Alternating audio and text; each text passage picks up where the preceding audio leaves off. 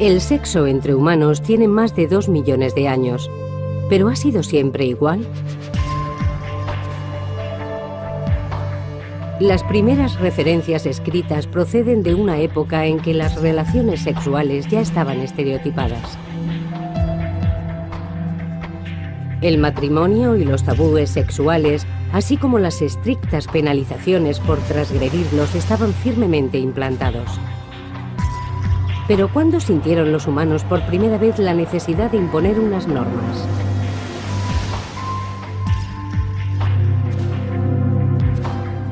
¿Cuándo empezó el sexo a estar gobernado por la sociedad? El sexo en la antigüedad. La Edad de Piedra.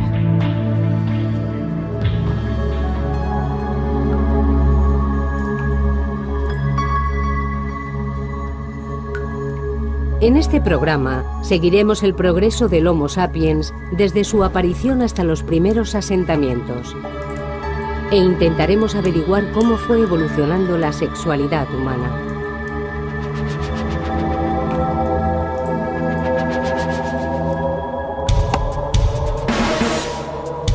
Los indicios físicos son escasos. Pero los expertos han analizado nuestra propia biología, el comportamiento de otros animales y los elocuentes hallazgos de pruebas arqueológicas, y han logrado elaborar una teoría respecto al modo en que nuestros ancestros prehistóricos vivieron y amaron. La investigación sugiere que el tópico del hombre arrastrando del pelo a la mujer hasta una cueva dista bastante de la realidad.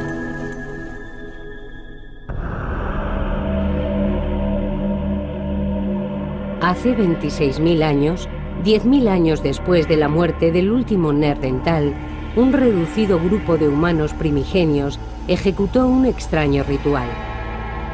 En las profundidades de la Europa de la Edad de Hielo, en lo que ahora es la República Checa, 3 jóvenes fueron enterrados juntos en la misma tumba. Este triple enterramiento es un misterio y también una clave para entender los orígenes de la sexualidad humana. Si pudiéramos comprender qué sucedió aquí, ampliaríamos significativamente nuestros conocimientos acerca de este tema. Los enterramientos eran extremadamente raros en aquella época y este en concreto es único. Uno de los cuerpos aparece con una estaca clavada en los genitales y otro con un cuchillo apuntando hacia esa misma parte del cuerpo. Y se echó polvo de ocre sobre los 3 cadáveres.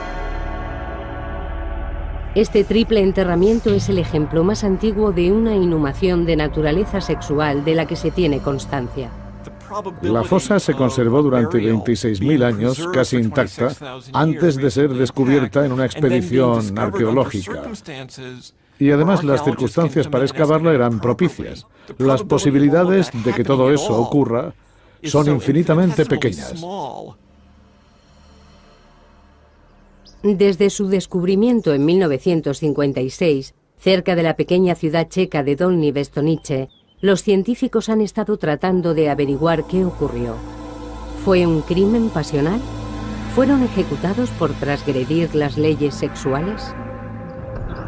Se sabe que en el Paleolítico o Edad de Piedra, los pueblos que enterraban a sus muertos en Dolní Věstonice vivían en grupos pequeños y estables de unas 30 personas. Dedicaban el tiempo a cazar y a buscar comida, y por la noche dormían guarecidos en tiendas junto a hogueras de carbón. Llevaban ropa, esculpían herramientas y se trasladaban con las estaciones y la caza. Varias veces al año se reunían con grupos para intercambiar noticias y comerciar. Las personas que vivían aquí hace 26 o 27.000 años se mantenían en contacto permanente con otros pueblos. Intercambiaban piedra y formaban una comunidad cultural que se extendía desde Rusia hasta Francia y Gran Bretaña. Dolní Věstonice no era un lugar remoto, en absoluto, sino un centro esencial para la cultura del Paleolítico. Por eso este enterramiento constituye un hecho de gran relevancia en el proceso de formación de la sociedad europea. Hasta 1996, el profesor Eric Trinkaus no pudo someter a los esqueletos a un análisis completo de pruebas anatómicas y forenses. Descubrió que sus edades oscilaban entre los 17 y los 23 años, la época de plenitud reproductiva. Y también averiguó que los cadáveres de los laterales eran sin duda hombres, pero el de en medio resultaba más difícil de clasificar. Si nos fijamos en la cara, parecen los rasgos finos de una mujer. Y si observamos el tamaño y la fortaleza de la pelvis, también diría que es una mujer. Pero si aislamos la pelvis y examinamos su forma y otros detalles, también podría pertenecer a un hombre. La conclusión más probable es que se trate de una mujer. Pero en tal caso hablaríamos de una mujer que no ha parido nunca.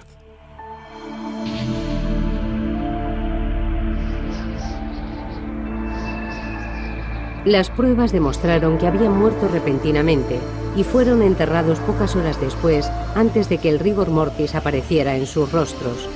La importancia concedida a los órganos genitales apunta a que fueron ejecutados por motivos sexuales. Estos 3 jóvenes murieron juntos y fueron enterrados juntos. Seguramente también los mataron juntos. Puede que los envenenaran porque la sociedad no pudiese tolerar su conducta. Quizá actuaron de un modo depravado para esa época. Pero ¿qué horrible acto pudieron cometer?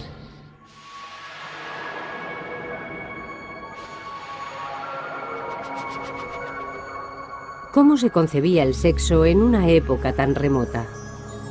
¿Existió en algún momento de la historia un tiempo en el que no hubiera normas, una época idílica sin tabúes sexuales? Las investigaciones científicas sugieren que no. La prueba más temprana y mejor preservada del sexo prehistórico son nuestros propios cuerpos. Hace 5 millones de años, los humanos empezaron a diferenciarse de nuestros parientes primates más cercanos. Hace unos 3,5 millones de años, iniciamos nuestra andadura sobre 2 piernas. Hace 100.000 años, los hombres y las mujeres empezaron a asemejarse a nosotros. Y hace 26.000 años, la época en que se produjo el triple enterramiento, nuestros cerebros eran exactamente del mismo tamaño que ahora. Debemos ser conscientes de una cosa. No podemos pensar en nuestros antepasados como en los picapiedras. Si hubieran sido unos seres estúpidos, nosotros no estaríamos aquí. Si vemos al hombre prehistórico como un animal torpe que merodeaba en busca de comida, estamos muy equivocados. Entonces no habrían evolucionado. El hecho de que ya se parecieran a nosotros nos da una pista de cómo harían el amor. Seguramente, el modo en que nuestros ancestros mantenían relaciones sexuales hace 100.000 años se parecía mucho al nuestro. Cuando decimos que eran anatómicamente modernos, nos referimos a que su morfología sexual, sus penes y sus vaginas, coincidían con la de los actuales. Hay una especie de chimpancés, los bonobos, que copulan frente a frente. Así que es probable que nuestros antepasados hicieran el amor como lo hacemos nosotros.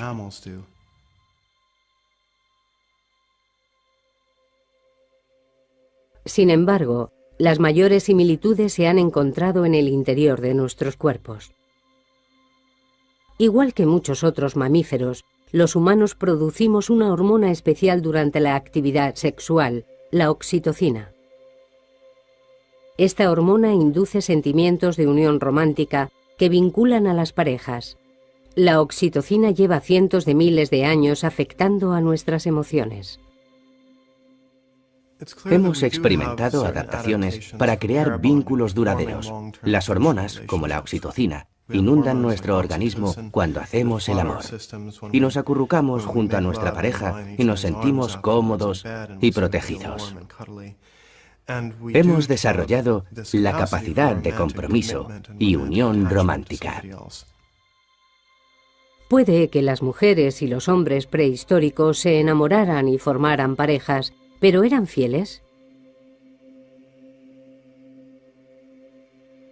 Los científicos creen que no, y la prueba está en los testículos. Los testículos humanos son muy grandes en comparación con los del resto de los primates. Tenían que producir mucho esperma para poder competir, porque las mujeres copulaban con más de un hombre en el ciclo menstrual. Y el esperma de un hombre tenía que competir con el de otros hombres para fertilizar un óvulo determinado. Así es como se origina la competencia entre esperma, inducida únicamente por la promiscuidad de las mujeres. La desconfianza y las hormonas que inducen al cariño nos llevan a aparearnos, lo que garantiza la supervivencia de las especies, pero también pueden generar conflictos. Los celos y la rivalidad sexual están presentes en muchas poblaciones animales, no solo en los humanos. Pero desde el principio de los tiempos, los humanos han sabido que la promiscuidad no era conveniente. Cuando pensamos en las relaciones durante la prehistoria, debemos pensar en una mujer y un hombre que vivirían juntos y cuya unión estaría reconocida por el resto de la tribu. Y todos sabían que no debían interferir en ese vínculo, aunque para eso todos en el clan debían compartir la misma idea respecto a las relaciones sexuales. Pero además de las pruebas biológicas sobre la sexualidad prehistórica, también contamos con pruebas culturales. Curiosamente, data de la misma época que el triple enterramiento.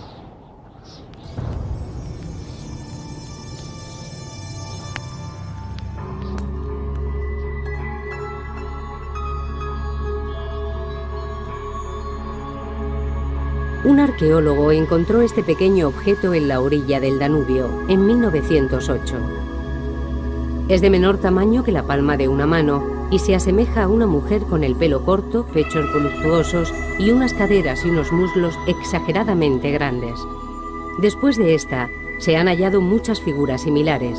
Esta estatua de arcilla procede del mismo yacimiento del enterramiento. De nuevo, muestra énfasis en los pechos, las caderas y los muslos. ¿Qué serán estas extrañas figuras? ¿Se trata de diosas de la Edad de Piedra? ¿El icono sexual de la prehistoria? ¿O son solamente arte? Algo destacable respecto a estas figuras es que la gente tenía que emplear bastante tiempo en esculpirlas. De esto se deduce que ya no dedicaban todo su esfuerzo a la supervivencia. Los expertos creen que las mujeres, igual que los hombres, saldrían a buscar alimento. La idea popular de que el hombre consigue la comida y provee a la mujer no tiene mucha lógica. Ese estereotipo carece de sentido. Sobrevivían de la caza y la pesca y ocasionalmente recogiendo bayas y frutos secos. Y también habría miembros del clan que se quedaban en el poblado cuidando de los niños o de los enfermos. Pero cuando se trataba de cazar, todos colaboraban por igual. Parece que en la prehistoria existía mucha más igualdad sexual. De hecho, las mujeres eran perfectamente capaces de alimentarse, de alimentar a sus hijos, de protegerse. Vivían en grupos unidos y se desenvolvían muy bien sin los hombres. No los necesitaban tanto, y eso les concedía muchísimo poder. Los estudios sobre grupos cazadores y recolectores también apuntan a la igualdad. En las sociedades recolectoras se da un nivel de igualitarismo razonable. Si alguien no estaba conforme con la organización de las tareas, siempre podía optar por irse, buscar otra tierra cerca del agua o de otros pastos y vivir felizmente allí. En la prehistoria, la voz de los hombres tenía el mismo peso que la de las mujeres. Era un mundo en el que imperaba la igualdad social y sexual. Sin embargo, dicha igualdad no se refleja en el arte del periodo prehistórico. Actualmente tenemos constancia de 200 de estas figurillas. Las hay de muchos tipos y materiales. Algunas, como esta, están hechas de piedra caliza. Y hay otras esculpidas en marfil de hace 20 y 30 mil años. Han sido encontradas desde Rusia hasta Francia, pero puede que solo estemos ante la punta del iceberg. Seguramente haya por descubrir muchas decenas de miles de estas figuritas más.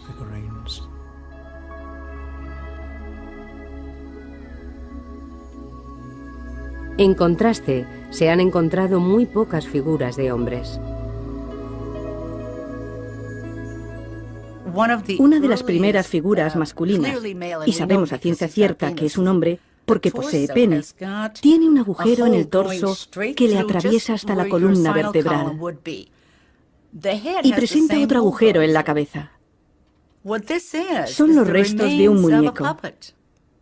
Es una de las primeras representaciones de un hombre y se trata de una marioneta. Resulta curioso.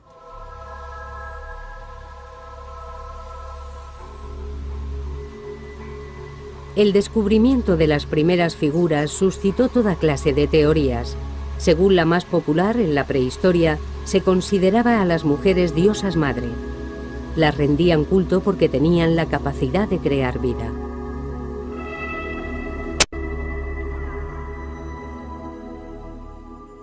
El milagro en el cuerpo de la mujer era obvio. No le pasaba lo mismo al hombre. La fuerza de la vida no existía, o no era tan evidente en el cuerpo del hombre. Veían los genitales colgantes, pero no establecían relación directa entre ellos y el proceso de nacimiento, muerte y renacimiento. Y la gente de la Edad de Piedra sentía la necesidad de poseer un símbolo tangible al que venerar.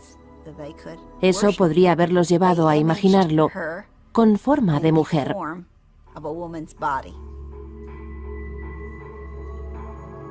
Esta teoría resulta bastante probable.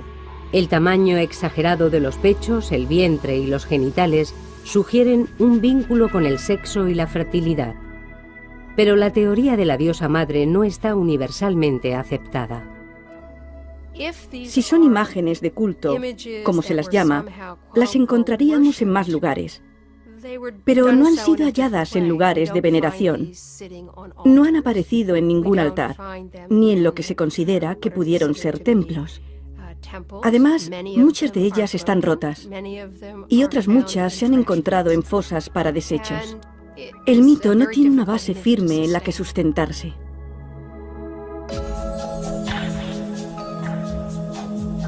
Esas dudas han conducido a otra teoría. Quizás solo reflejaban el canon de belleza de la Edad de Piedra. La mayoría de los especialistas que las han estudiado son hombres y han interpretado las figuras desde su punto de vista. Algunos infieren que al ser mujeres y estar desnudas, debían ser una representación del icono sexual. También han pensado en ellas como artilugios educativos, algo fabricado por mujeres para transmitir los secretos de la feminidad a las jóvenes de la tribu. No tenemos por qué asumir que fueran fabricadas por hombres, ni que fueran fabricadas para hombres. De ahí que sea tan complicado atribuirles una función.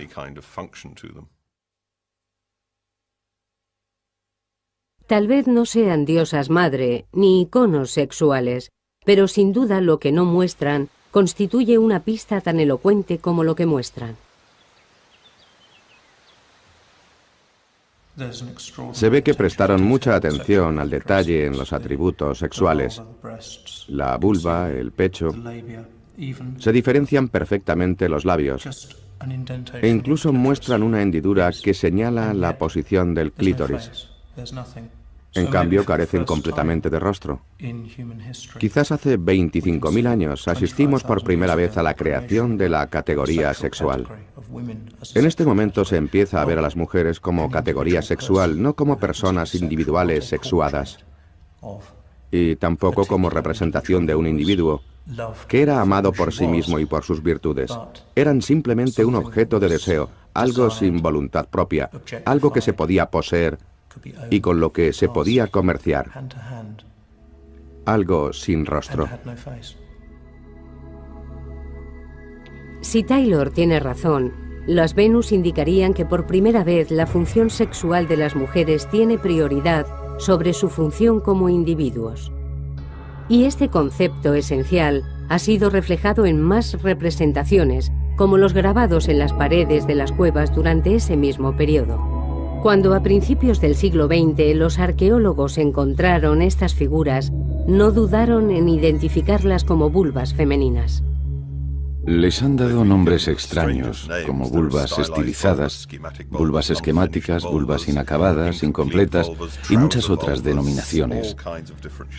Incluso se llegó a interpretar una única línea grabada en la pared como la hendidura aislada de una vulva.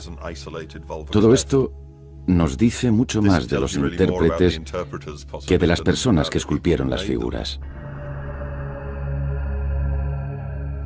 Los problemas que vemos en la prehistoria son los que nosotros mismos proyectamos, porque pensamos que siempre ha sido igual.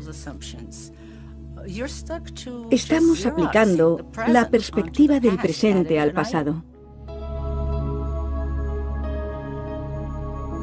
Pero a pesar de las dificultades para interpretar los artilugios antiguos, los expertos creen que hace unos 25.000 años se produjo un cambio en la historia humana, y a partir de entonces se vio a la mujer como un objeto y no como a una igual. ¿Pero por qué sucedió? La pista más clara la aporta Dolní Věstonice, el lugar donde se llevó a cabo el triple enterramiento.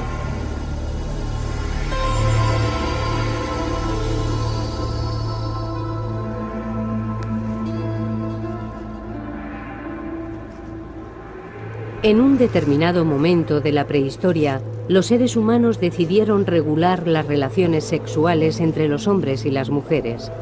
¿Pero por qué tuvieron esa necesidad?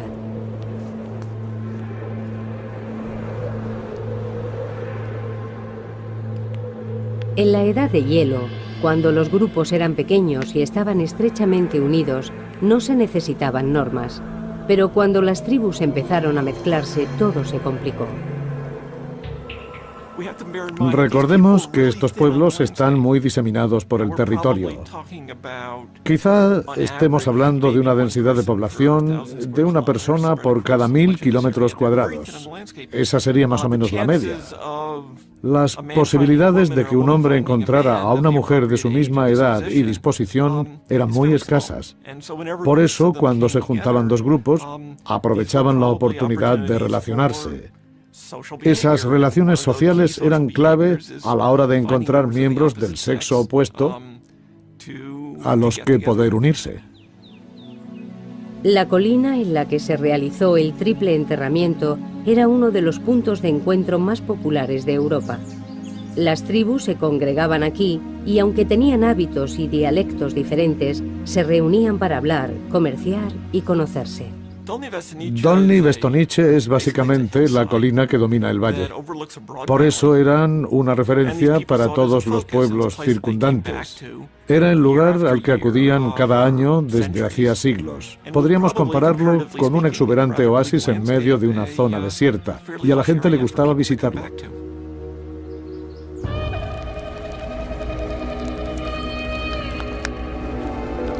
Las reuniones en la colina constituirían un acontecimiento de gran relevancia.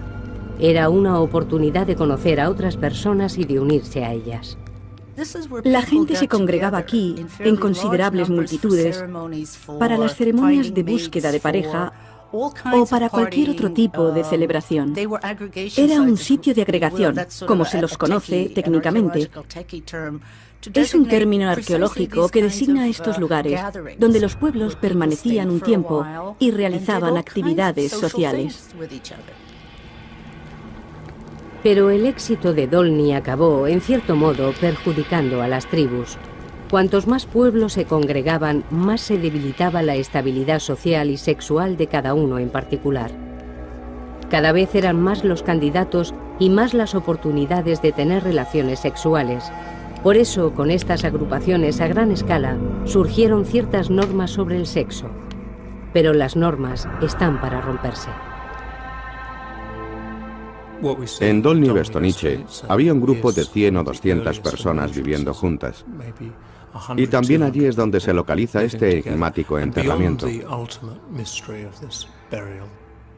Quizá nunca podamos reconstruir con exactitud la historia, pero intuimos que pudo deberse a la violación de alguna norma sexual.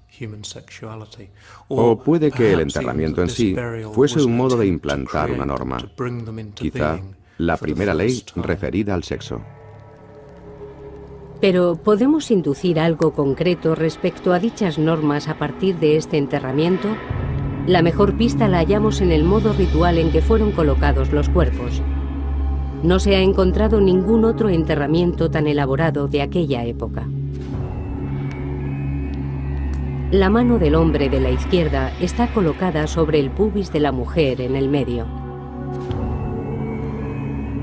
Le giraron todo el cuerpo para enterrarlo mirando hacia ella. Pero el brazo de la mujer está enganchado al hombre de la derecha, como si existiera una relación establecida entre ellos. Él tiene la cara contra el suelo. Fue enterrado boca abajo. Parece que la posición de los cuerpos guarda algún tipo de significado. El hecho de que el cuerpo de la derecha descanse sobre su abdomen tiene alguna explicación, y no se ven rastros de cambio de posición o movimientos. Desde luego, la postura transmite un mensaje, pero no sabemos cuál. Eso sigue siendo una incógnita.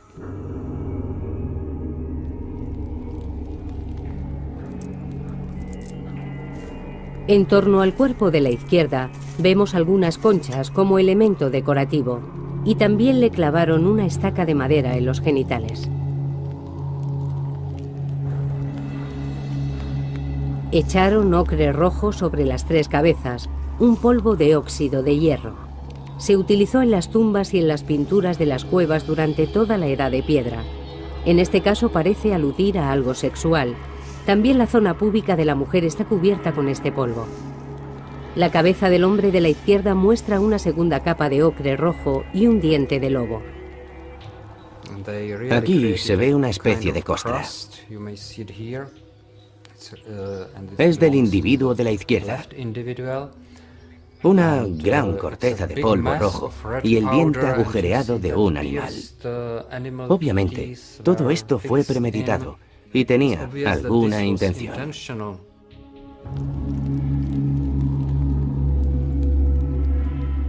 Y por último, para dejar aún más claro el mensaje, hay un cuchillo de sílex que apunta directamente a la vagina de la mujer. Aislado, cualquiera de estos detalles podría atribuirse a la casualidad, pero todos a la vez indican cierta deliberación.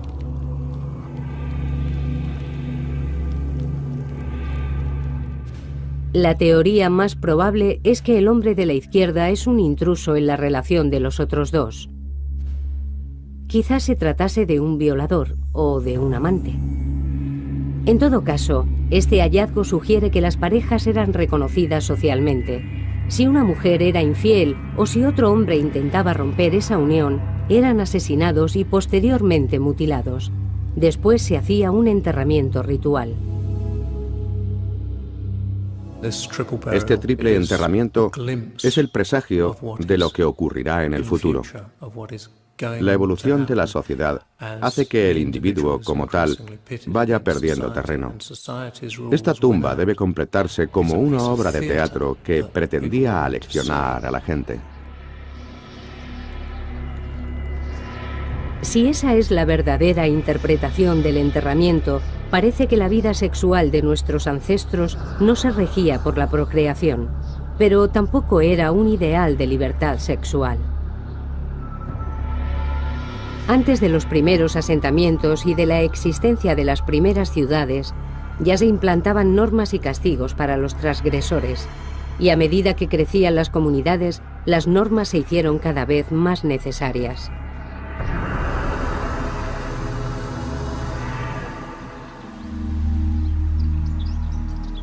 En torno al año 8000 a.C., los hielos que cubrían grandes territorios empezaron a retraerse. Con el incremento de las temperaturas, las tribus nómadas empezaron a asentarse en los pastos. En lugar de recoger frutos, bayas y grano, domesticaron a los animales y plantaron sus propios cultivos.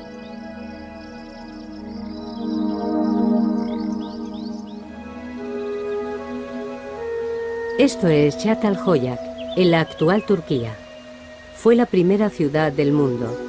El efecto que este lugar produjo en la vida sexual del ser humano se ha prolongado hasta nuestros días. En esta ciudad, construida sobre el lecho de un antiguo lago y atravesada por 2 ríos, vivían cerca de 10.000 personas. Una pintura de este territorio representa el primer mapa de la historia de la humanidad. Muestra Çatalhöyük a los pies de un volcán. Los grupos de casas estaban tan próximos que de pronto todo el mundo tenía vecinos. Ahora puede ser difícil de imaginar porque todos vivimos en ciudades y llevamos vidas muy organizadas. Pero creo que aquel fue uno de los momentos más importantes del desarrollo humano. Las generaciones sucesoras fueron construyendo sus casas encima de las anteriores, dejando a su paso estratos de ruinas de 20 metros de profundidad. Aquí estamos pisando casas neolíticas.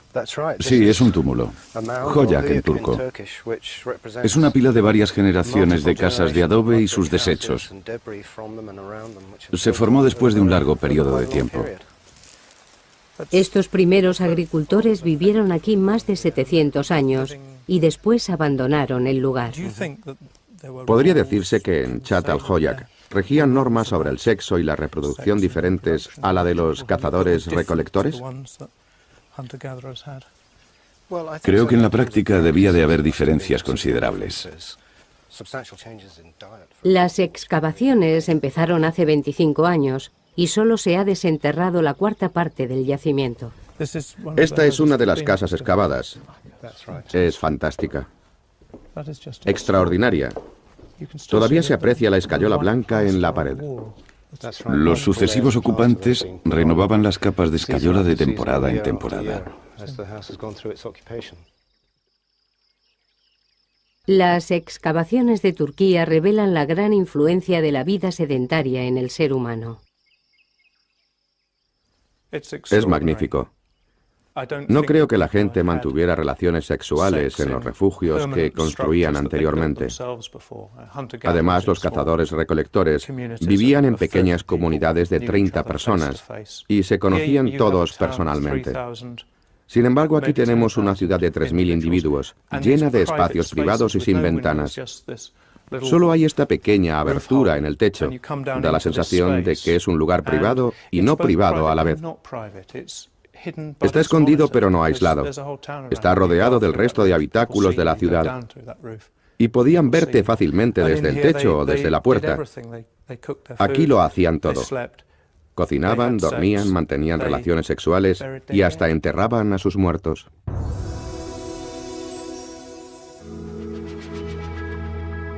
Si las congregaciones en Dolní Bestonice ya provocaron ciertos problemas, la convivencia en un asentamiento permanente sería aún más difícil.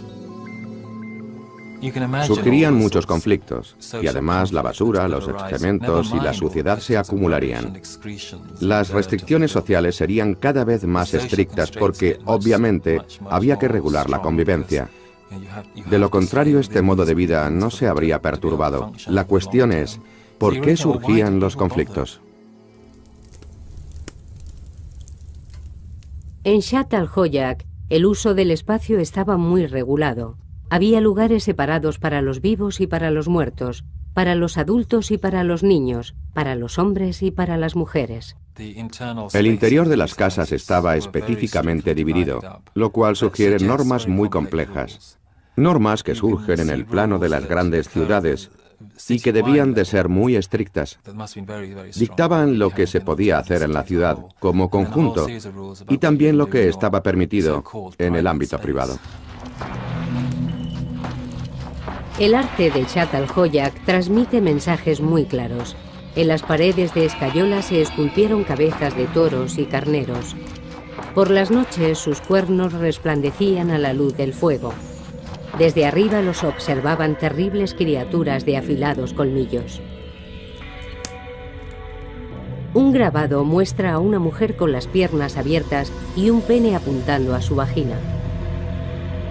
Hay también un grabado de una mujer desnuda sentada entre dos leopardos. Algunos arqueólogos lo interpretan como un símbolo de la fertilidad, otros como la representación del poder de la sexualidad femenina. Y esta es una de las piezas más enigmáticas: dos pechos con sendos picos de buitre a modo de pezones. No obstante, puede que estas imágenes fueran el último vestigio de la igualdad y el poder de la mujer. En la transición desde la vida nómada a la vida en las ciudades, se observa un cambio en el papel de la mujer. Eran iguales a los hombres y pasaron a ser sus posesiones.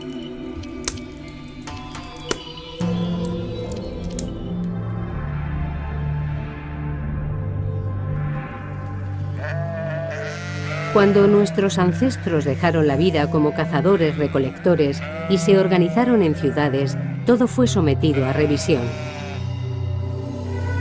En especial los planteamientos sexuales. Las mujeres se dieron cuenta de que ser símbolo de la fertilidad no era ningún privilegio. En Zhat al-Hoyak, los niños trabajaban en el campo, a menudo hasta la extenuación. Entre los esqueletos encontrados en el yacimiento son muchos los niños menores de 10 años. Además, ya se conocían métodos que permitían a las mujeres tener más hijos. La domesticación de animales supuso un suministro constante de leche. Cocinada en forma de gachas, podía utilizarse para amamantar a los bebés. Así las mujeres podían dejar antes la lactancia y volver a procrear. En las sociedades de cazadores-recolectores, la población se mantenía estable. A partir de ahora experimentaría una significativa expansión, ya que las mujeres parían con más frecuencia. Y si no estaban cuidando de los niños, tampoco les faltaban tareas de las que ocuparse. Moler el grano para hacer las gachas era un proceso laborioso. Basta con observar el dedo gordo del pie. Para llegar hasta el final, había que forzar mucho los dedos gordos y al poco tiempo se empiezan a sentir las consecuencias del esfuerzo. Lo primero que se nota es un abultamiento en la articulación que deja al hueso en ángulo recto. Esto es el principio del dedo gordo del pie. Lo colocaban en ángulo recto y empujaban con fuerza contra el suelo. Después de mucho tiempo, aunque podían seguir moviendo la articulación, ya no tendrían cartílago. Todo sería hueso y debía de ser muy doloroso. Seguramente es la primera lesión por motivos laborales de la historia. Pero trabajaban a pesar del dolor. ¿Sufrían los hombres alguna lesión a causa del trabajo? Bueno, se observa una hendidura en la rótula, en la parte donde el hueso empuja contra la rótula.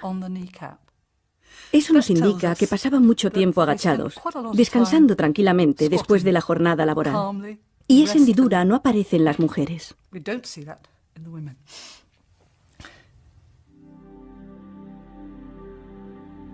Si la vida nómada se caracterizó por cierto nivel de igualdad entre los sexos, dicha igualdad no tardaría en desaparecer. Las mujeres se convirtieron en máquinas de moler y criar.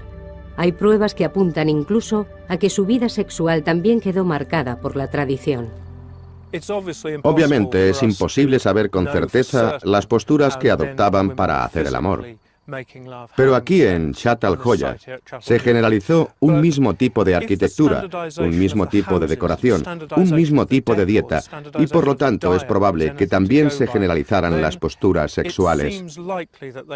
Ignoramos qué postura se implantaría, pero mi teoría es que las mujeres no se colocarían encima.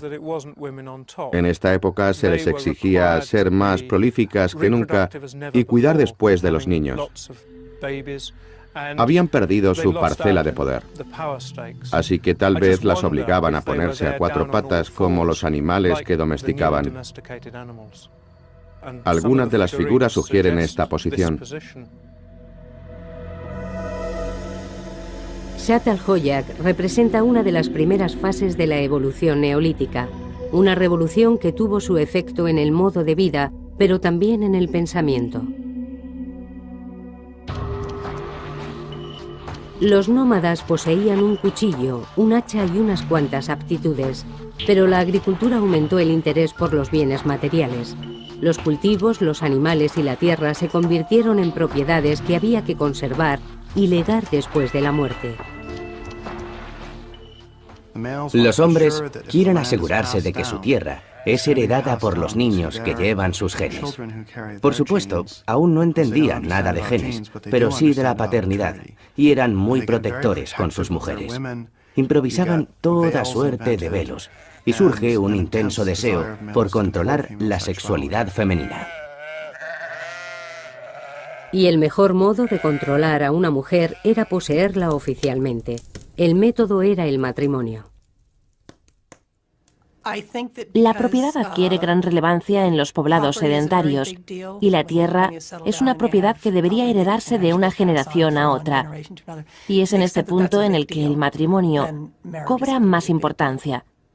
A partir de ese momento, el matrimonio consiste en producir herederos, niños concebidos para heredar todas las riquezas de alguien. Así que la faceta de la vida en pareja pasa a un plano completamente secundario. En Shatt al-Hoyaq reinaban todas las condiciones para que la institución del matrimonio prosperara. Las mujeres aún eran el símbolo de la fertilidad, pero esa fertilidad podía ser poseída igual que una oveja o una fanega de maíz. Las nuevas comunidades agrícolas crean el concepto de propiedad. Por primera vez se puede poseer una casa que se ubica en un lugar determinado. Estos son los estratos de casas construidas unas encima de otras. Eran propiedad de un linaje o de una familia, por eso los enterramientos se hacían bajo el suelo de cada estrato. Así marcaban la propiedad. Pertenecía a las personas que vivían en ella. Pero debemos reflexionar también sobre el derecho a poseer otros seres humanos. En la propiedad de las personas es donde surge el concepto de matrimonio.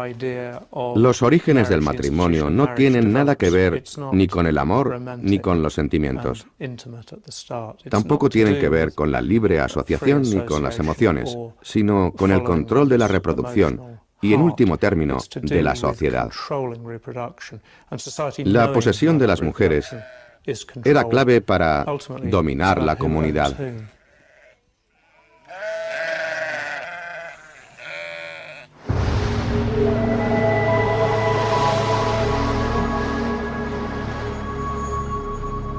Al final, la mayor parte de los pueblos decidieron asentarse, pero no todos al mismo tiempo. Hubieron de pasar otros 5000 años para que los asentamientos llegaran a las Islas Británicas, y para entonces los conceptos de propiedad y matrimonio ya estaban firmemente establecidos. Uno de los asentamientos neolíticos mejor conservados del mundo está en las Orcadas, en la costa de Escocia. Data del año 3000 a.C. No obstante, comparado con Shatt al-Hoyaq, Shara Bray es diminuto. Su población fija se estima en menos de 100 personas en un periodo de 600 años. El yacimiento fue descubierto en 1850, cuando una fuerte tormenta levantó la capa de tierra que cubría una comunidad de 10 casas. Cuando se empezaron a levantar las primeras casas en este lugar, en las Orcadas y en otras partes del mundo, había pueblos que llevaban 5000 años asentados, como en Egipto y Oriente Próximo. Allí surgieron las primeras ciudades y estaba apareciendo la escritura, pero esos cambios llegaron aquí mucho después. Seguramente los pobladores provenían de la parte continental de Escocia. Aún cazarían y pescarían, pero tenían habilidades para la agricultura y cuidaban ganado bovino. Asentados en su poblado, empezaron a hornear pan y a fabricar cerveza. Igual que en Shatt al-Hoyaq, aquí las casas también se disponen en torno a un núcleo central. Todas tienen un enorme aparador de piedra y junto al fuego 2 camas de losa. Una cama era para el marido y la mujer, y la otra para los niños. Se trata de las camas más antiguas del mundo. Si nos fijamos, vemos que a ambos lados de la cama hay una especie de sujeción. Serviría para sujetar los helechos, o lo que emplearan para hacer algo mullido como colchón. Esos materiales se cambiarían cada cierto tiempo.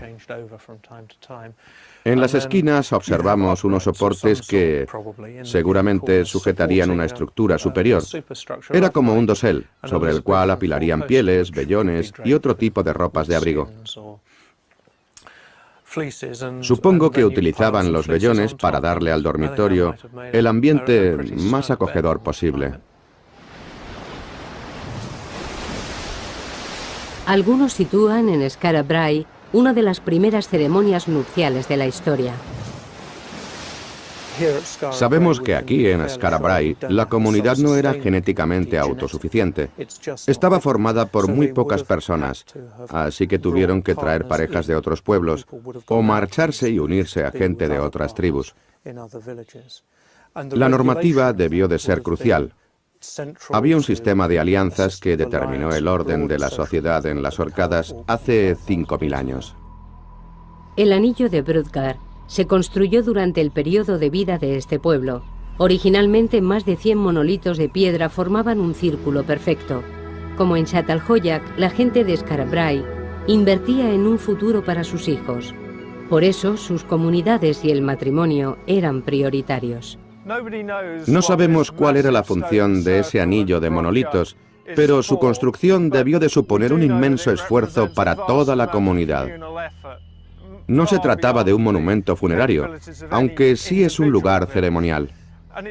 Si pensamos en el tipo de ceremonias que podrían haberse oficiado aquí, el matrimonio parece una sólida posibilidad. Aquí se certificarían los vínculos que unían a los pueblos. El matrimonio no como acto de amor, sino para establecer una relación de poder y posesión. Finalmente se formalizó y se implantó como institución. Se completa así un proceso de miles de años. En un principio imperaban la libertad y la igualdad entre hombre y mujer, pero con la introducción del matrimonio, el sexo y la reproducción quedaron sometidos a un estricto control. En asentamientos 5000 años anteriores a los de las Orcadas, comenzó el sometimiento de la mujer. La situación se formalizó aquí y ha perdurado casi hasta nuestros días.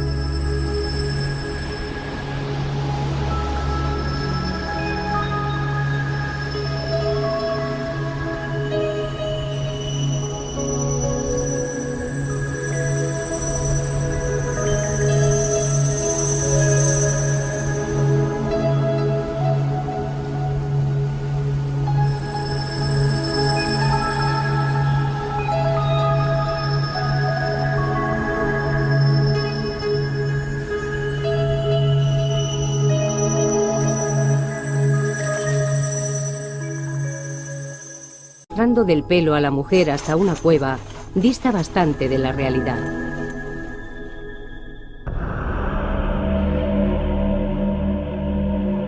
Hace 26.000 años, 10.000 años después de la muerte del último Neandertal, un reducido grupo de humanos primigenios ejecutó un extraño ritual. En las profundidades de la Europa de la Edad de Hielo, en lo que ahora es la República Checa, 3 jóvenes fueron enterrados juntos en la misma tumba. Este triple enterramiento es un misterio y también una clave para entender los orígenes de la sexualidad humana.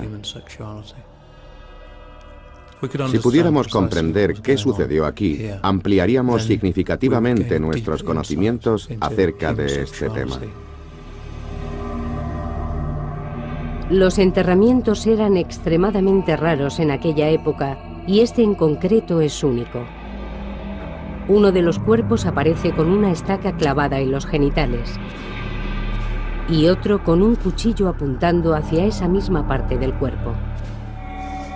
Y se echó polvo de ocre sobre los 3 cadáveres. Este triple enterramiento es el ejemplo más antiguo de una inhumación de naturaleza sexual de la que se tiene constancia. La fosa se conservó durante 26.000 años, casi intacta, antes de ser descubierta en una expedición arqueológica. Y además las circunstancias para excavarla eran propicias. Las posibilidades de que todo eso ocurra son infinitamente pequeñas. Desde su descubrimiento en 1956, cerca de la pequeña ciudad checa de Dolní Věstonice, los científicos han estado tratando de averiguar qué ocurrió. ¿Fue un crimen pasional? ¿Fueron ejecutados por transgredir las leyes sexuales? Se sabe que en el Paleolítico o Edad de Piedra, los pueblos que enterraban a sus en la antigüedad, la Edad de Piedra.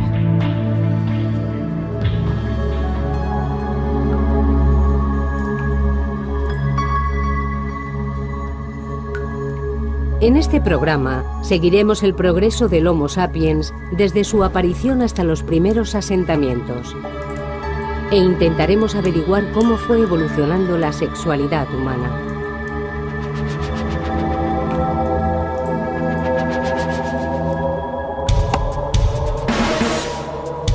Los indicios físicos son escasos. Pero los expertos han analizado nuestra propia biología, el comportamiento de otros animales y los elocuentes hallazgos de pruebas arqueológicas. Y han logrado elaborar una teoría respecto al modo en que nuestros ancestros prehistóricos vivieron y amaron. La investigación sugiere que el tópico del hombre muertos en Dolní Věstonice vivían en grupos pequeños y estables de unas 30 personas. Dedicaban el tiempo a cazar y a buscar comida, y por la noche dormían guarecidos en tiendas junto a hogueras de carbón. Llevaban ropa, esculpían herramientas y se trasladaban con las estaciones y la caza.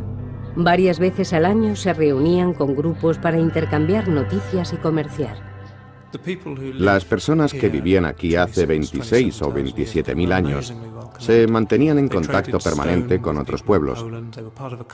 Intercambiaban piedra y formaban una comunidad cultural que se extendía desde Rusia hasta Francia y Gran Bretaña. Dolní Věstonice no era un lugar remoto, en absoluto, sino un centro esencial para la cultura del Paleolítico. Por eso este enterramiento constituye un hecho de gran relevancia en el proceso de formación de la sociedad europea. Hasta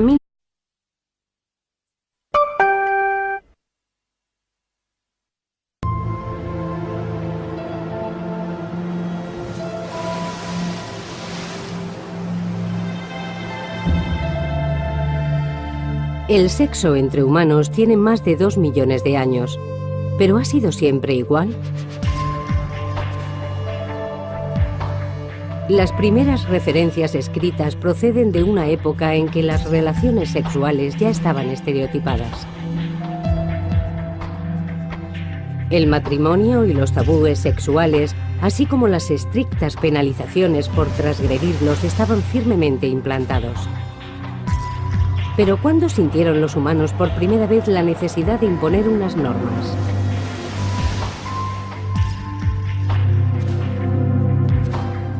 ¿Cuándo empezó el sexo a estar gobernado por la sociedad? El sexo